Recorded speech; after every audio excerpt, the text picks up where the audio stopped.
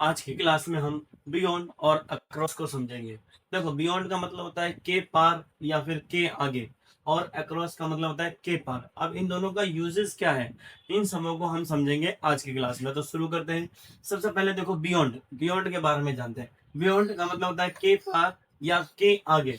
देखो, ये दो सिचुएशन में होता है, यानी किसी भी सेंटेंस में जिसमें के पार या के आगे का सेंस है, उसको हम दो तरीकों से यूज करते हैं। कैसे? सबसे पहला, के पार जो दिख ना रहा हो, यानी जो दिख ना रहा हो, और दूसरा के पार जिसे छू या देख नहीं सकते, अब्स्ट्रैक्ट, यानी अब्स्ट्रैक्ट नाउन हो। इसका मतलब अब्स्ट्रैक्ट नाउन क्या होता है, मैंने आप लोगों को जो है नाउन वाली क्लास में करवा रखा है। अगर आपने अभी तक वो वीडियो नहीं देखा है तो लिंक डिस्क्रिप्शन में, आप वहां से विजिट करके देख सकते हैं। तो हमारे पास दो कंडीशन है, एग्जाम्पल के थ्रू समझते हैं। इस पहाड़ के उस पार एक मंदिर है। देखो, पहाड़ के उस पार हमें दिख नहीं रहा है, जो दिख ना रहा हो तब हम अक्रॉस का यूज, वो बियॉन्ड का यूज करते हैं। तो there is a temple beyond this mountain. दूसरा एग्जांपल, उस दिन के देखो, उस नदी के पार क्या है, तो what is beyond that river. आ रहा है समझ में? जिंदगी के आगे कुछ नहीं है, यानी there is nothing beyond life. अब देखो, मैंने आप लोगों को बताया था ये दोनों हमारा दिख नहीं रहा है, और दूसरा कंडीशन क्या है, जिसे हम छू या देख नहीं सकते, एब्स्ट्रैक्ट हो। तो यहाँ पे जो लाइफ है, ये हमारा क्या है, एब्स्ट्रैक्ट नाउन है। तो लाइफ के साथ भी हम जो है बियॉन्ड का यूज करेंगे, यानी there is nothing beyond life, यानी लाइफ के आगे या लाइफ के बाहर जो है हमारे पास कुछ नहीं है। तो नथिंग है लाइफ की।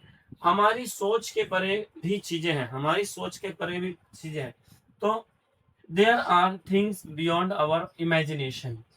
क्लियर है, समझ में आ रहा है?